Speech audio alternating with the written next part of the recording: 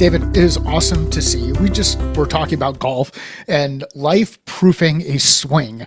I'm not getting any younger, and I love this game. So, and I hurt myself not just recently. So, and you brought up the Medicus. Yeah, So, what's awesome about the Medicus? Well, tell everybody what's the Medicus. a Medicus, and I have the original. Yeah. Not they've updated and added clubs. I don't even know what they have now. I think it's a 5-iron, and it's a hinged club that it's just a solid basic swing that no matter what you're doing, it's not designed, I'm guessing. I mean, of course, when they sold it with some pro or whoever, I forget, Davis Love, I think maybe back then. It's how old it is. It was just designed to be a simple, solid swing. So if you can keep it from unhinging on your, especially at the peak of your backswing, and come back through solidly, it's just a good, solid swing. So I know before I play, I just want to stay generally in the fairway, have fun, hang out, have good conversation. Maybe every now and then hit a shot that goes, wow, that makes me come back. And pray I don't hit too many that go, why am I playing this game? It is amazing how old tools can be used and applied to do the work that we do today, whether it's on the golf course or any place else. And this is a old, tried and true tool. I mean, the way that hinge, the way it works is when you get up to the top, if there's anything weird about your swing, you're out of position, it's going to fold on you, right? Mm-hmm. Yeah. And I forget If you get into the swing too fast, got, you're inside out, outside in, you get a slice or a hook and whatever it is, it will pick up those things. If you can keep the whip, just whip it through a swing. It's a good solid swing. And you were just talking about life proofing your golf. I think that's so much of what life is about, business is about, and in general, it's just good, solid processes, systems, tools, practices. It's not rocket science. We try to overcomplicate things. well, we've just made this the shortest podcast in the history of podcasts. I think we hit on it. Well, let's talk about all the stuff that happens in the middle of it. So in the middle of it, we get everything gets complicated. You just do it. Well, so what happens in the middle? Like, what do we, in the absence of tools, process, and systems, what do we do? Flounder. We, in this, in the work I do, and we're in a weird time. I mean, it's really a transitional time that we're all aware of, but so many of us are now out there walking around on our own. We had corporations, organizations, systems, structures that supported us. And this world has made it possible for us to go out and be our own, whatever we want to be. And we're now without those things.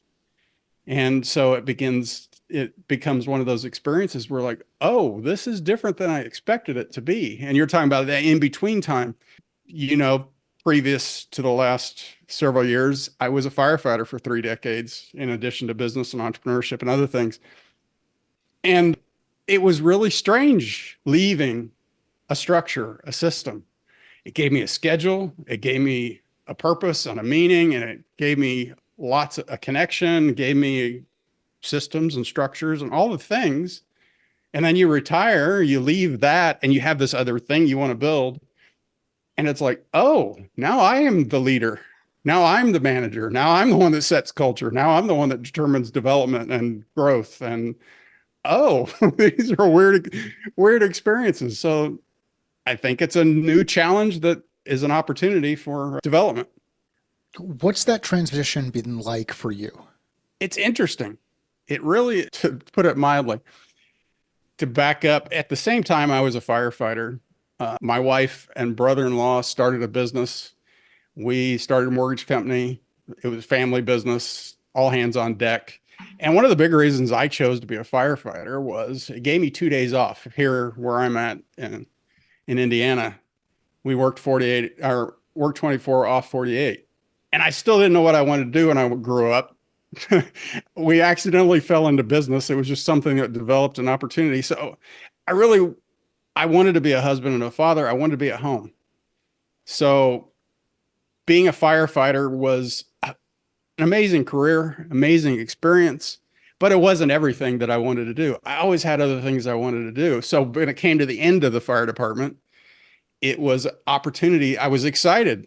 That's like, yes, this is going to be out of the way so I can go do this thing. And then all of a sudden, this all that stuff that I just talked about that you, oh, now I'm on my own.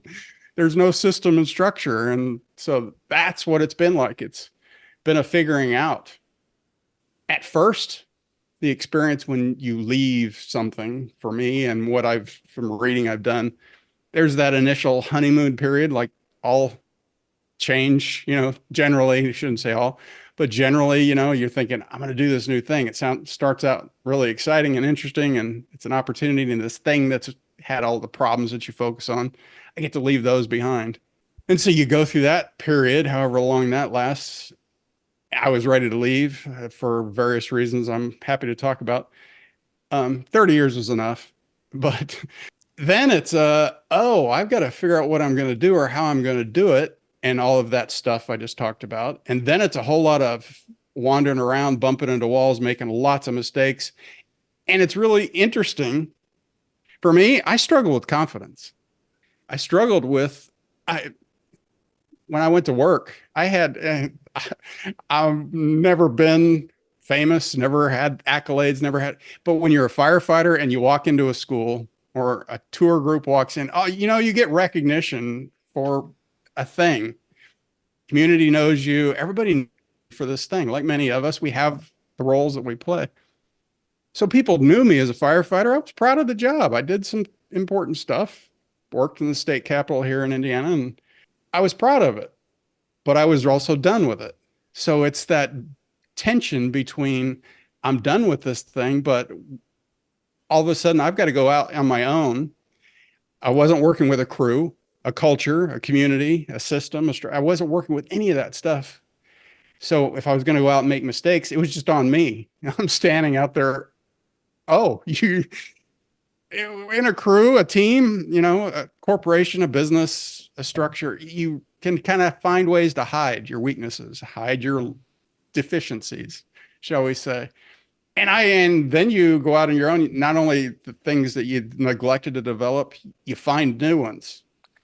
Entrepreneurship, being a founder, building things, being an artist. I'm also an artist. I want to make this thing. I want to do this thing. Oh, and then all of a sudden, some people like it, some people don't. People have opinions and judgments, and it's weird. So I found out how much confidence I didn't have and needed to develop. And it's a fun adventure at the same time. It's a challenge if you grasp that mindset and get through that learning curve, last the transition, and you come out and you start seeing what you can do. Why'd you get into fire service? I went to university, studied art and psychology. I got to my senior year and I saw, all those arguments you have with your parents and people, adults at the time around you going, there's no future in this. And I thought I was going to be a graphic designer, moved to the big city and bigger city. And I started seeing what those people are actually doing. I'm like, I don't want to do that. And then the other psychology, I was going to be a graphic designer and I didn't want to do that. I saw those people and hung out with them in Chicago. Didn't like that. Then it was psychology was going to take some time. I didn't know. So I started working in lower levels at that time, mental health, hospital environment, and another nurse. And at the same time, I said I didn't know what I wanted to do when I grew up. A nurse's husband that I worked with, her husband became a firefighter. And I was like, oh, I like physical stuff. I like challenges. I like helping, taking care of people. Let's go do that. I get 2 days off, benefits. I had a new young family at the time, so it had structure, and my dad was an engineer. And so I grew up with a whole sense of practicality. I wasn't just the crazy artist that just wanted to go paint. There was that tension between practical and real, practical and imagined things I wanted to build and make. So enough practicality. I could be home, figure things out, hang out with my sons. I wanted to be a husband and a father more than anything else. Because I kind of grew up in an environment that was kind of not the most pleasant place to be. And so I wanted to make up for that. So it fit all the boxes. I get lots of time off, good benefits, challenge, serve, take care of people, something you could be proud of, and be home, and then family. How did fire service help you with confidence? It's, as we're out here as entrepreneurs and individuals trying to figure out whatever it is you're trying to do on your own. The easiest example is I don't like the cold, even though I live in the Midwest, and I don't like getting up in the middle of the night. And this applies to confidence and fear and other things. In the middle of the night, in the middle of the winter, in a blizzard, you're up and out the door in less than a minute, is the plan, because you have a group of people, a responsibility, a whole lot of momentum carried you forward. It covered up for the lack of it, compensated for the lack of interest of getting out into a blizzard at 2 o'clock in the morning. There Okay. was no choice. I didn't. And now, as an individual, you kind of, do I want to get up now in the middle of the night when it's cold? No. Same way with fear. Same way with doing things that I didn't want to do, hanging off of buildings and other challenging things that we did. The group carried me forward. The job carried me forward. Community carried me forward. Responsibility. You show up, you've got a big red truck and lights and siren and a uniform and a whole lot of people looking at you when you show up going, hey, provide a solution.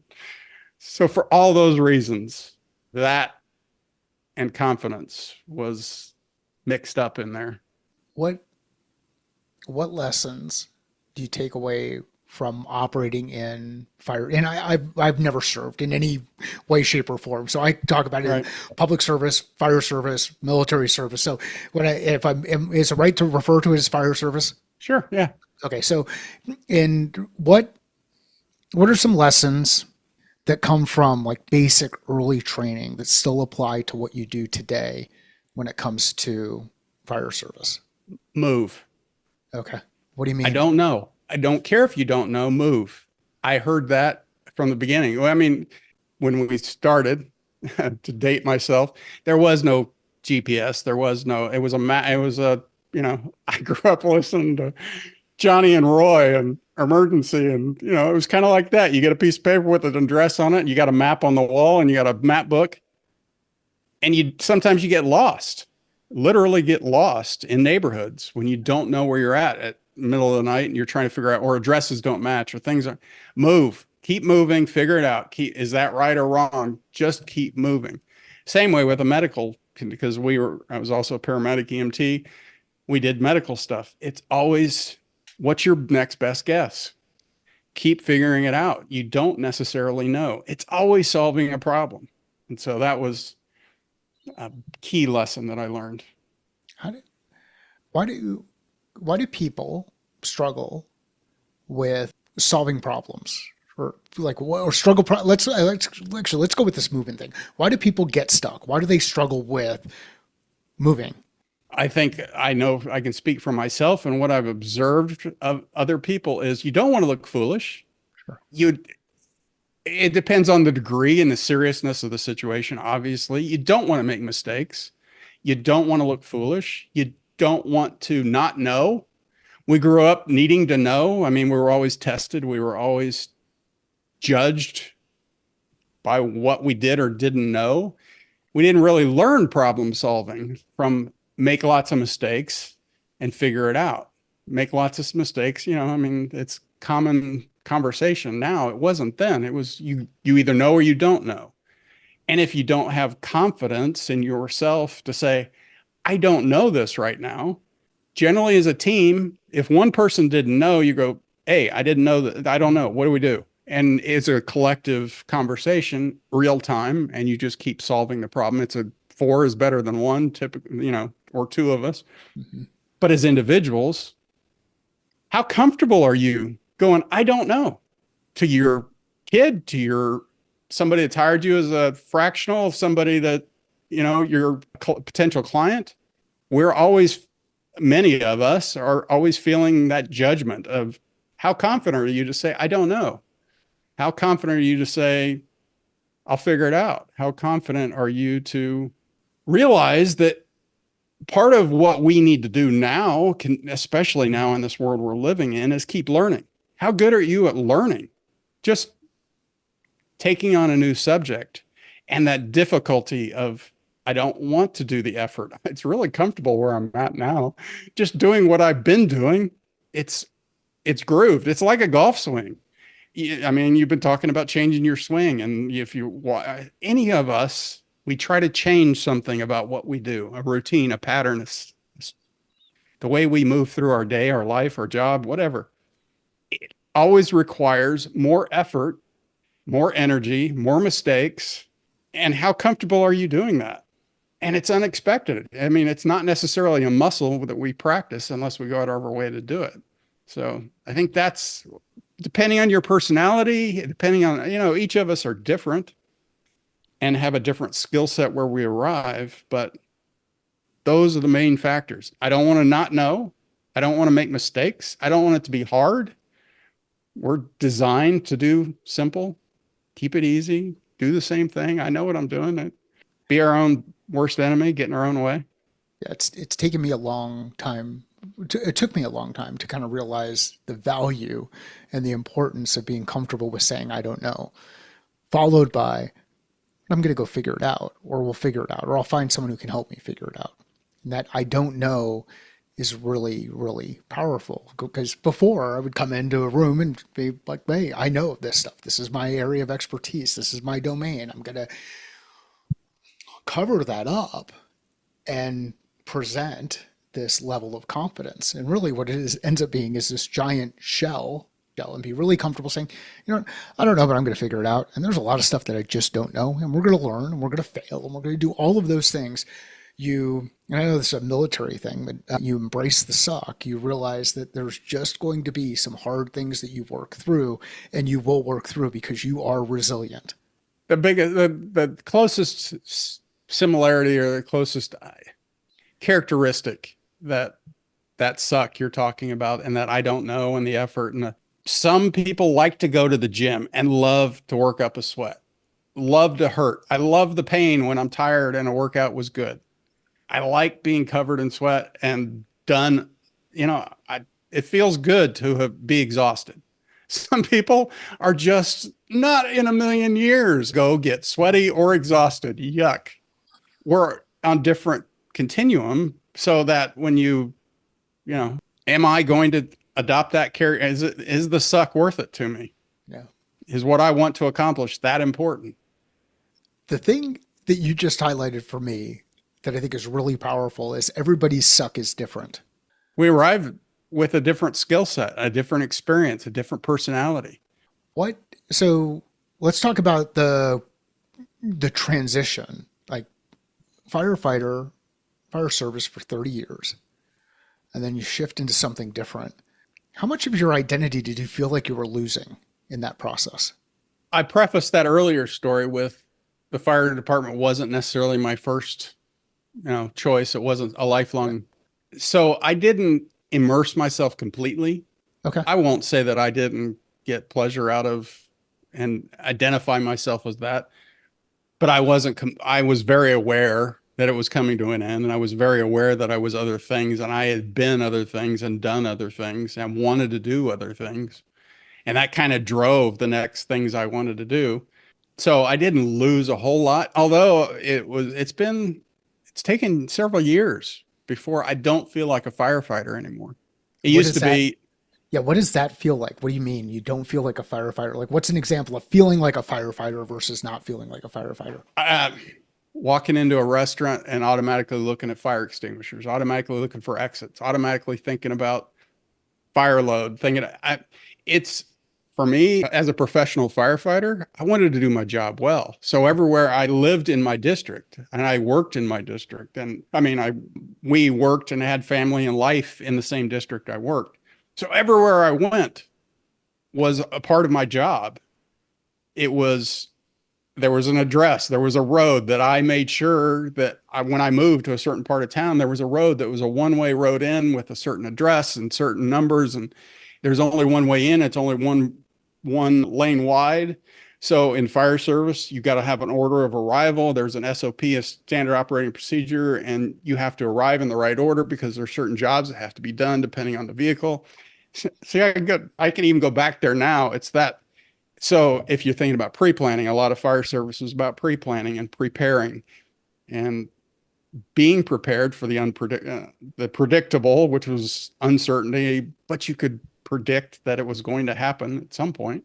So just things like that, quirks of trying to do your job and how you see the world. We filter the world based on what's priority to us, what we value most. And for me, it was trying to figure out how to do my job well and go home the next day. And the people I worked with, make sure they got to go home too, because it came with, had its risks. The one of the stories you've shared with me, and I forget exactly where it was shared, if it was inside the Phoenix Club or it was outside of the Phoenix Club, but it was this the as you're going into a room, always moving things out of the way because you know at some point in time you're Yeah. going to have to get out of the Yeah. room, which is Yeah. this planning, this was seeing things in advance, this kind of Right. looking through that stuff. Why is that an important thing in fire service? And then we'll start to shift into kind of what you're doing now and Right. where things are going. But why is that an Right. important piece? Time, efficiency, effectiveness. You don't know what you're going into. So I want to make it as simple to get out of wherever I'm going into so that the priority is always going to be time. The controllable that I can control is time. Okay. So if I'm efficient going in, I can prepare, I can practice. I mean, when you know what the end looks like, you start with a vision, you know where we're going to go. I've done this enough. I'm a professional. I know how this is going to end. And even if it doesn't end exactly like that, I can always put back the furniture. What, just to fill in, if anybody's wondering, the idea was on especially emergency runs, medical runs, when we would go into a house, depending on who was first in and what was the run, people would go directly to the patient. But then others of us, as we would come into the house or the environment we were in, knew that we had to get a patient out. And depending on the run and how we were going to get them out, we were pre-planning. So as we moved in, we moved furniture out of the way because we knew that to come out, this furniture was going to be in the way so that when it was time to leave, we could do that quickly. And then if we didn't need to, we can still put it back. So if you start with the end in mind, I mean, Covey and everybody, I mean, it's all, we going back to basic solid knowledge. It applies in a lot of places. So let's talk about what you're doing now in this kind of transition and what you're building. Self mastery is important to you. What is it? Mm-hmm. Self mastery. It's that we talk about leadership. There's the self, there's the leader, there's the culture, and the results. It it's all a structure. But when we get out into this world, I was talking about it earlier, oftentimes when we're moving through life, we just depend on a lot of other structures and systems to set up all that culture and results and development and all the clarity and the priorities and all those things. And as I moved through my life and dealt with confidence and dealt with things I wanted to create, I needed my own training and development. I needed my own culture. I needed my own priority system, clear values and, vision statements and missions and all the stuff that structures give us. You needed that. I needed that for myself. And as I met other people doing things, lots of people with great ideas, frozen, stuck, not moving because they weren't clear on a lot of these elements. And so as we've moved in time and right now the world is changing like it is, and so many of us are independent in a variety of ways doing independent work.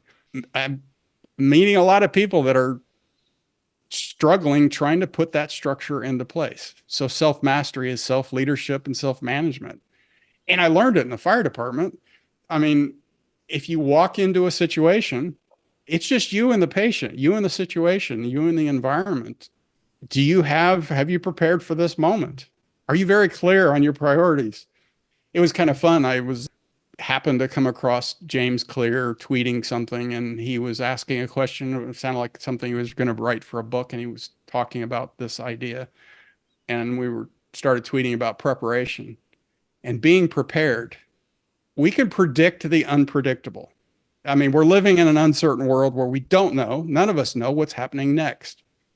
We like to live in this illusion that we do know, but we really don't. And it's even more blatant now. But we can predict that there are going to be problems. And how prepared do I want to be? So that requires what self-mastery, self-leadership. It's an old concept, the Stoics and the Stoic philosophy and all of that. The only controllable I have in this crazy world, whether it's my family, whether it's talking to you, whether it's business, is knowing who I am, how I want to show up.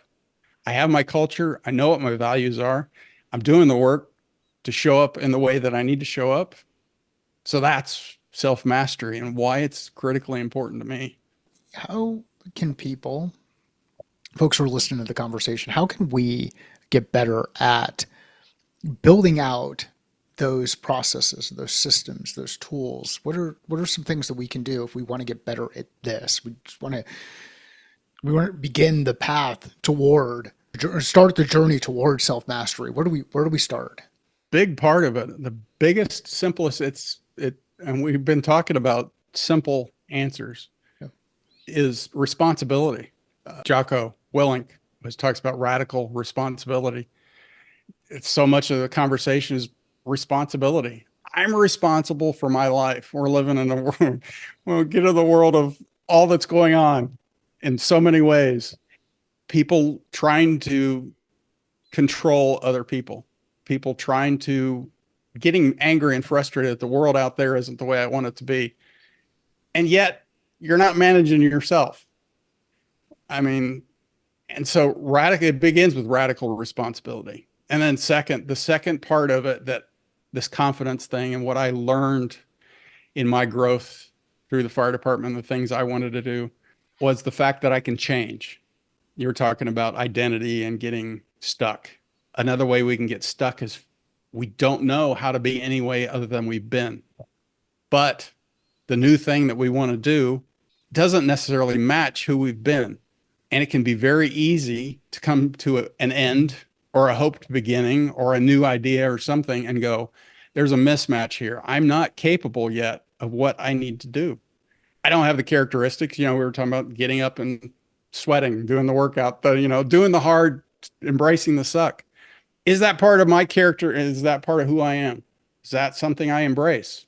Is that necessary to do the new thing I want to do? It begins to realize, first, that I'm responsible. Second, that I can change. It's part of who we are to innately adapt and transform, and this sense of identity we can choose. It seems like folks fall into the trap of wanting to change others rather than change self. Uh-huh. Why? It is amazing. Let's think about it, because I said I'm an artist. I imagine things. I create art. I love imagination. Cool. Yeah. I can geek out on creating artists and all kinds of that stuff. But I also know the practical necessity of having answers. I faced life and death situations. I've been in the middle of tragedies. I know the need for practical. I grew up an imaginative, creative kid with an engineer father. I know the tension between practical and imagination. So we can imagine. It's just part of innate human capacity to imagine something new. But throughout our lives, from the beginning, the world has been telling us we can only, from a neurophysiologic, practical standpoint, from the beginning of our lives, we only take in information through our ears and our eyes mainly. We can touch and taste, but mainly we're looking out at the world. And that world is telling me from the beginning who I am. Got a new grandson, getting ready to have a second grandchild. And you watch a child, an infant, newborn, try to figure out the world. There's all sensory input. And so the world from the beginning is telling us who we are. And we've never really needed to understand ourselves, our internal experience. We don't have a lot of conversations about you being an independent individual. Our life is about people telling you you're a firefighter, or you're a this, or you're a that, or my mother always told me I was shy. So the whole world is telling us.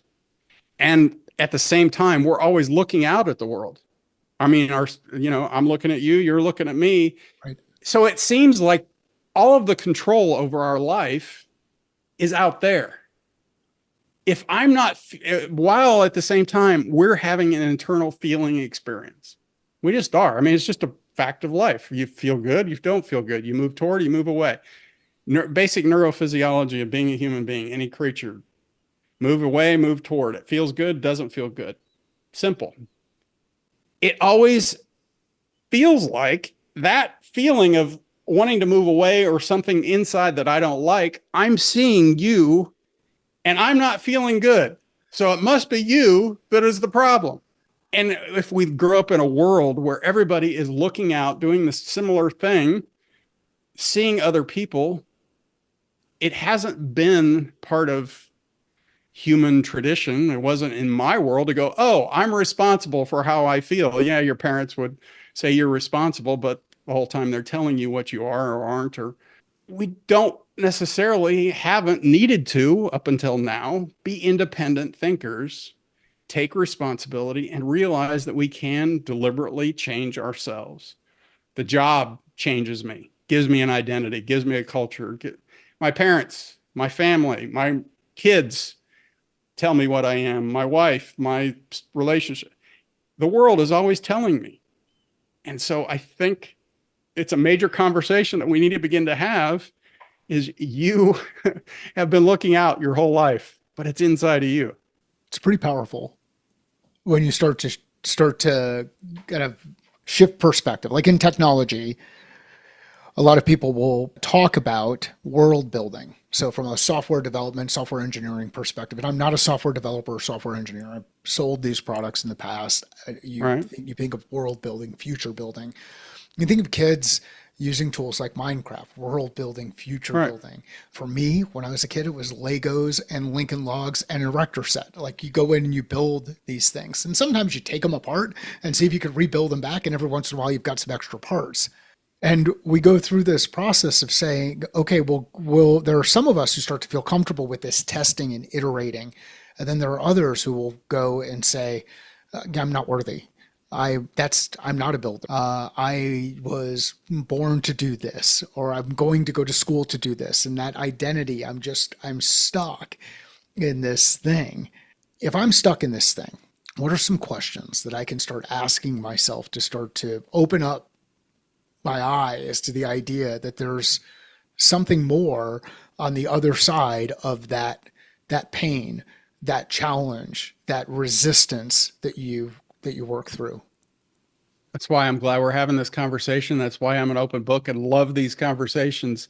Is a big part of it is just that beginning, that awareness, depending on where you're at on that awareness cycle, aware, unaware, it's beginning to understand this, just like this idea that for your whole life, somebody's been telling you for your whole life, the world out there has been initiating feelings on the inside. The idea that neurophysio, I love depending on the science, it helps me understand just like planting a carrot seed. You till the ground, you put it in there and there's nothing there. And I have to trust the science, the understanding, the conceptual understanding of it that I can leave it there and just take care of it. It's going to be in a similar way. If we need to begin to move forward in some way that we're feeling stuck, know that at some point in life, we get comfortable. If somebody gives you an accolade at some point in your life and you're like, hey, this feels good. I like this. I don't want to leave this. As a firefighter, it felt really good when kids are like loving what you do and asking questions and crowding around. It feels good to do the things we do. There's nothing wrong with that until it stands between you and what the next thing you want to accomplish. So it's this conversation of awareness. It's okay if you've had some accolades, had something that really feels good and it needs to end, or it's over, or you realize you're stuck and it's not enough anymore. It's okay that it's over. It's okay that it's ended. It's okay that you're not satisfied anymore. You're not broken. There's nothing wrong. We often, it can be easy to not share with each other. The world's full of a lot of people that are oppressed and having a lot of struggles. And there's not a lot of places where we can have these kinds of conversations where you say, hey, I'm just not feeling it right now. This isn't working for me. I'm not feeling good about the situation I'm in. You're not broken. It's just part of being human. And those kinds of comforts to begin that process of that's just how we're designed to stick with the simple. Our brain is a expensive machine. Our forebrain that separates us from all the other creatures, it requires a lot of energy and information. If you go to school, I mean, if you've gone to school or you've learned something new and you get tired, or you've had a hard day at work or a hard effort at something intellectually and you're exhausted and you just, why am I exhausted? I've just been sitting thinking all day. It's because it's very expensive to think. I love listening to athletes talk, for example, and that transition between college sports and professional sports. And you listen to them talk about how all of a sudden, at some point in their professional career, the game slowed down. They stepped from college to professional level, and it's so fast and overwhelming. It's because their brain is working overtime, trying to figure out, and all those things that they assumed and took for granted are now costing psychological energy. And it's making it really fast and really hard. It's not until they absorb it. So, all of these components, if somebody's trying to get started, is understanding you're not broken, that you can change. You're not the same person. None of us are same people we were 5, 10 years ago as we are today. We're not going to be who we are today, even though it feels like it. A lot of research, a lot of books are talking about all of this. So we're malleable. We're defaulting to a lot of human characteristics. Finding communities, the Phoenix Club's a great place to start. Finding other people, listening to conversations like this. A critical, simple way to start today is, remember earlier I said we're always taking information in and it makes it seem as though that world out there is influencing us. You get to choose what you're paying attention to.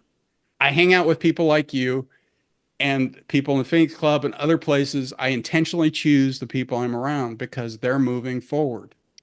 We oftentimes default to the people that we're around. So begin to choose who you hang out with. Choose what you're listening to, the podcast you're listening to, the music you listen to, the books you read, media that you take in.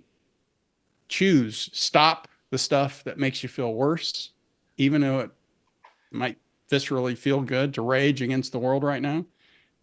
Start changing, putting in the good new stuff.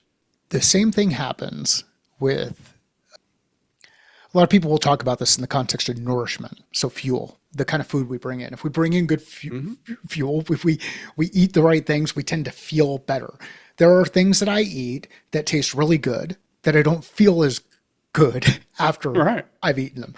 There are things that I eat that where I feel great. There are times where I get enough sleep and I feel great. And there are times when I take in the right information and I feel great. I feel that power of the things that are coming in. Remember to choose, just like David is saying, choose what you're fueling yourself with, whether it's fueling with information, fueling with food, fueling with recovery, fueling with movement. Choose those things wisely and be comfortable with the idea that just because it's okay for somebody else doesn't mean it's okay for you. Like my body, as much as I like carbs, my body doesn't handle carbs as well as it once did. So, and before I was in one of those like fat phobic kind of things where I was Right. peeling skin off of chicken breast. We talk about time phase. When I was in elementary school, we used to get under our desk in case there was a nuclear attack. Yep. Like I remember those days. that was the thing that we did, right? So we've dealt with these stressors that have always been out there. The inputs are so much faster now though, because we walk around with this computer that's in our hand and it can bring that input right to us. And you shared a story, and I forget the last time you shared it or where you shared it last, but you talked about, was it your arm that was on fire? Yeah. Yeah. So your arm was on fire. Tell the story. Okay, so your arm's on fire. You're a firefighter. Your arm is on fire. What Yes, did you my do arm's next? on fire. Well, I mean that James Clear kind of shifted it a little. It's Archilochus from 600 BC. We don't rise to the level of our expectations. We fall to the level of our training. Sure. Ancient wisdom. You'll hear it spoken by SEALs and other people. I'm not at work. This is not a firefighting thing. So that feeds into it because after I'm burned, I'm not feeling real good about myself. I caught myself on fire. It's kind of a long story, it involves rain and arrogance and a little stupidity on my part, but it saved my life. That's another whole second half of it. But I was on fire. I lived in the woods where I was at a giant pile of brush, fuel, caught my clothes on fire. It just totally overwhelmed me. I was on fire. There was nobody home, nobody around, nobody, nothing. And I've been a firefighter at that point for 28 plus years, and I'm on fire and it's not going out. But it took a moment before I stopped, dropped, and roll. How many times in that 28 years did I teach stop, drop, and roll? But it's falling back to my training. Your brain doesn't, when it's defaulting to the automatic, it needs to default to the automatic when there's a problem.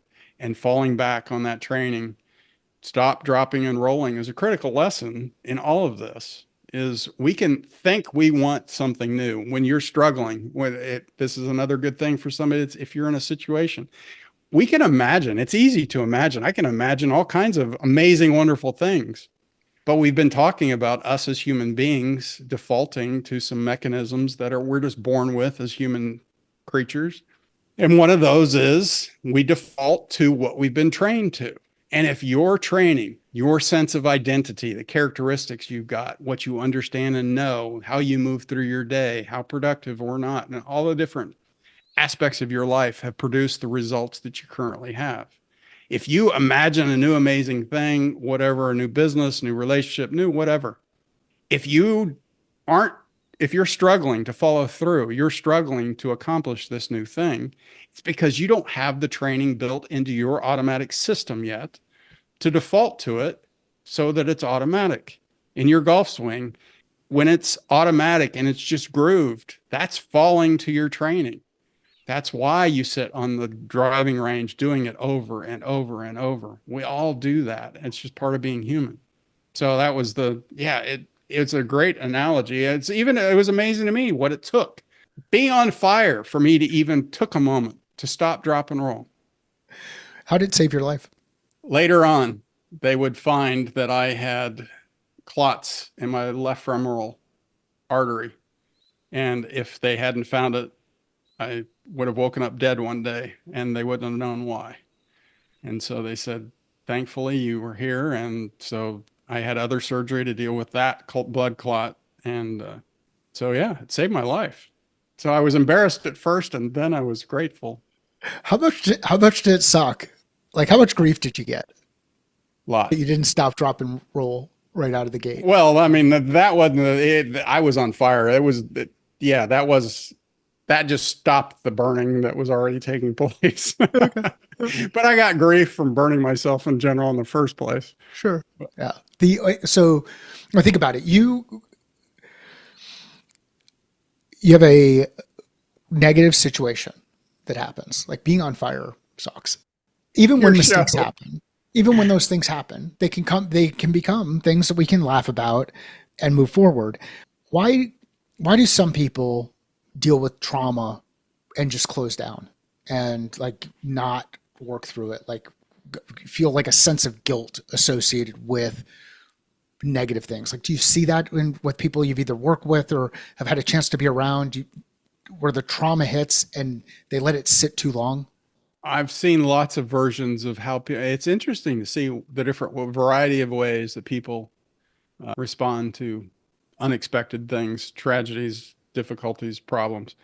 And I think it applies to people listening and the idea of resilience. And we're talking about resilience. We each innately have a level of resilient characteristics in our personality. Some people are just, some people just bounce off the walls and don't care and going all out. And some people just don't, and some range in there. And I think at some point growing up, we each had different models of how to respond to or react to traumas, difficulties, problems, challenges, the words you want to use for unwanted things. So our nature, what we've been around, what we've learned to do. Maybe we didn't grow up with somebody teaching us how to be more resilient.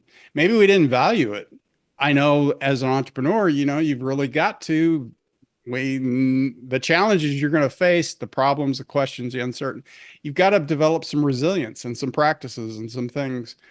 So I think people get stuck for a variety of reasons, but these are all characteristics that you can develop intentionally, deliberately. And that comes back to that whole idea of, you can choose. You're not fixed.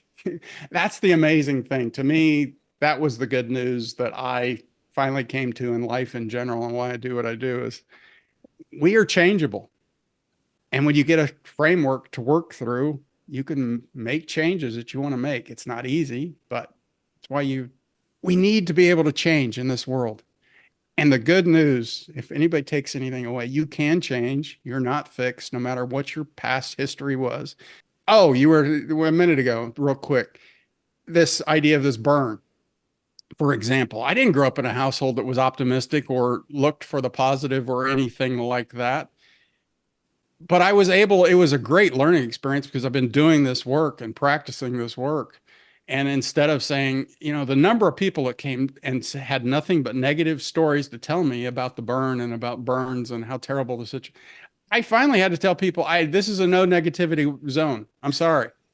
We're not having negative conversations. I not going to happen because I needed every ounce of positive thought I could get. It's that kind of stuff. It's People get stuck because it's easy to talk about negative things. It's easy to use negative words. The word that I would go back to that you said earlier today in your initial training that still applies is move, move, move. And you will figure out, am I moving forward or am I moving backward? The negative stuff will bring you backward. Stop and start moving forward. Start moving forward. And I think a lot of people get caught up with this whole challenge of moving forward because they think that they have to move in a specific direction in order to move forward. And you do, but remember that direction will change. If I'm going to drive from here to Phoenix, or excuse me, I'm in Phoenix. So if I'm going to drive from Gilbert to Phoenix, I'm going to move a little bit north and west. If I'm going to drive to Indiana, I'm going to move north and east. Those are two completely different directions, but I'm moving forward in each of those. And as you go through that process, the frameworks, and start thinking about how do I reflect on the progress that I'm making relative to the objective that I'm trying to accomplish or the transition I'm trying to work through, you will build confidence in the idea of movement. A lot of people want to be confident in knowing, What? and I think I know how to do something. Okay, yeah. I think we've cheated ourselves in this idea of confidence. Mm, I'm confident because I can do X, Y, or Z. I'm yeah. confident because I know X, Y, or Z. What if I'm confident because I'm capable of figuring things out? What if I'm confident because I can grow and change? I'm confident because I can take on challenges and I enjoy it. What if we can shift? I'm confident because I know I've done some stuff in the past. I don't know what I'm doing right now, but I know I can figure it out. And that is the type of confidence that moves things forward. It's that confidence of, hey, no, I'm going to figure it out. I know I've got resources that I can go to. I know I can go places and learn. I'm confident in my capability that think critically, to think creatively, to go out and solve problems, to move things forward. And unfortunately, a lot of folks will get that message that you talked about when they're younger, which is, hey, you're not smart, you don't know math, you're not good at science, you're much better at English, you're whatever. And we haven't cursed and sweared yet on the podcast, so I won't right now because I don't want to call it explicit. Whatever, go fuck yourself. Like that is, you can move on from this stuff. Like the change can happen as you start to do it. It's super powerful stuff, David. Go ahead. Real quick, what I oftentimes we Yeah. see performance. We see, I, you may have heard the story of Kobe Bryant. A coach sees him. He's at an event. He's like, Kobe, can I come watch you practice? Kobe's like, yeah, you can come watch me. I start practice at like 3:30, 4 o'clock. The coach thinks I'm going to be there ahead of time. He gets there a half an hour early. Kobe's already practicing. And then he watches him quietly and Kobe gets done. And he goes, and Kobe the whole time he's doing the fundamentals. And he's like, Kobe, I mean, I'm expecting to see something else. And why? He goes, why do you think I am and can do what I can do? I know the fundamentals and I drill the fundamentals. Fundamentals executed with excellence win championships. It's simple basics that we were talking about. And I don't want anybody listen to me ever communicate or see a finished product without knowing the work that goes in behind it. The Kobe Bryant showing up at 3 o'clock in the morning, the swings at the golf course, the swimming like your son, the morning practices and the two-a-days and all the work that goes into performance that people see, confidence that people see. I was so lacking in confidence that I took a challenge from one of my coaches that say, stand in the mirror and tell yourself 10 times twice in the morning, once in the morning, once in the evening, I love you. Mm. Look at yourself in the eye and tell yourself I love you. And then third person singular, it's science, Sabrina Williams, all performers, SEALs, other people, third person singular. When you're talking to yourself, is a more effective tense to use. It's been studied. That's why I was using it. But any confidence you may perceive in this conversation, I can't tell you the depths of lack of confidence when I was standing on my own saying, look, as an artist, look, I made this, or me as a business owner saying, look, this is what my business is, or on a sales call, this is what the cost, the value is, this is the program, this is it. Whatever situation you're in, drilling the fundamentals when nobody else is looking is where performance is made. Anybody that appears to have talent, there are those of us at different things that have talents, but even those talents undeveloped with the fundamentals drilled when people aren't looking is what it requires. But I want people to know that what you want to accomplish is important. It matters to us. I think a lot of the struggle, the difficulties, the conflict, the world that we're living in is because a lot of people are walking around feeling like their opinion doesn't matter, or they haven't learned to live from the inside out, haven't learned this self-mastery concept. And if I can't change myself, damn it, I'm going to change you because my world sucks right now and I need you to change in order for me to change. I mean, in order for me to, what if I don't care whether or not you change? What if I love and care about you and I want you to succeed and I want you to accomplish what you want to accomplish? I'm taking care of my stuff. I'm responsible. I think that's the world I want to live in because we're all better off when we're doing that. Can you imagine if leaders in our country, leaders in the world, got their egos out of the way and said, look, I don't have anything to prove. I want to see what we can build. I want to see what we can accomplish. I want to see what we can do. I don't need to prove the other person wrong. I imagine it every day and I build toward it every day. And I know you do as well. Like we build because we care. We build because we can. And we build because we know that it starts with self and builds outward. You earn the right throughout each of those processes. And it's whether it's the make your bed in the morning or it's the clean up your room or it's you continue to work outward, and if everybody does that, all of this stuff starts to take care of itself. That's the thing that I like. You mentioned a couple of times about the crazy times we're in and the all of the noise and everything else in the world. There's I don't know if I just live in that meme of, everything's fine where the fire is just all over the place and I'm just kind of blissfully going out and drinking my coffee as we're working through it. But there's a value and a benefit to being able to go through and not look through the world through rosy colored glasses and say everything is fine. Like that's not realistic, but realize that I am going to control the things that I can control. I'm going to be present in each of those interactions. I'm going to continue to move forward. I'm going to make an impact and reflect and then adjust and move forward.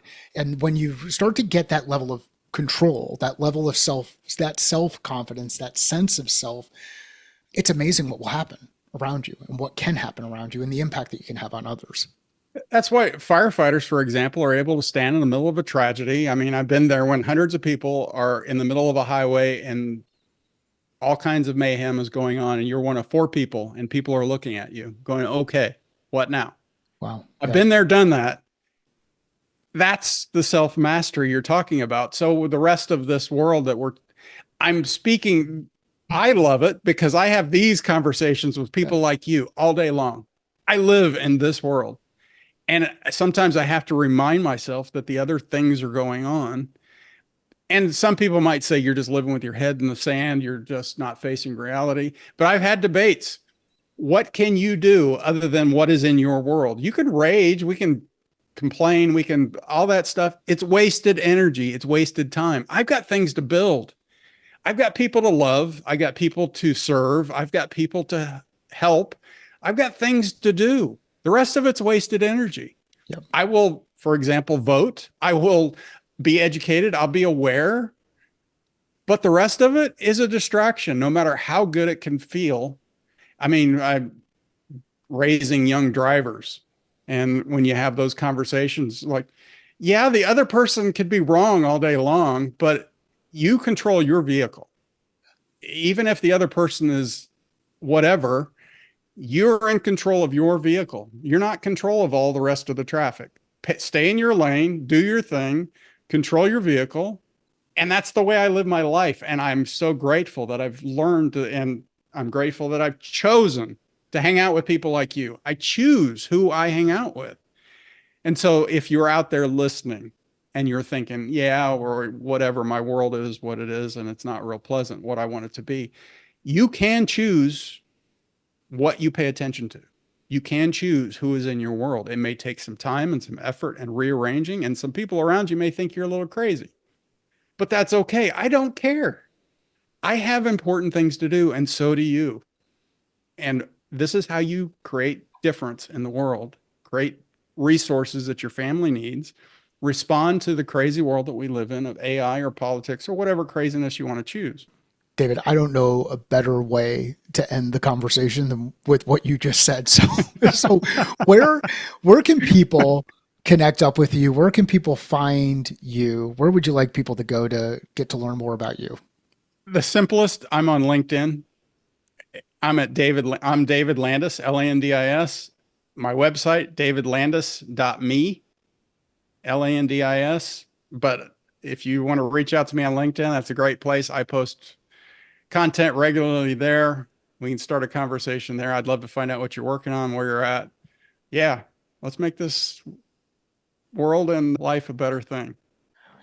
One step at a time. We will do it. Sales, if you know somebody who would enjoy this conversation, please share it with them. Let David and I know via LinkedIn. When you do those shares, then we get to see it. More people find the content. The algorithm does whatever magic it does. Please do that. Let us know. Sales is a thinking process. Business is a thinking process. Life is a thinking process. How are you thinking differently about yours?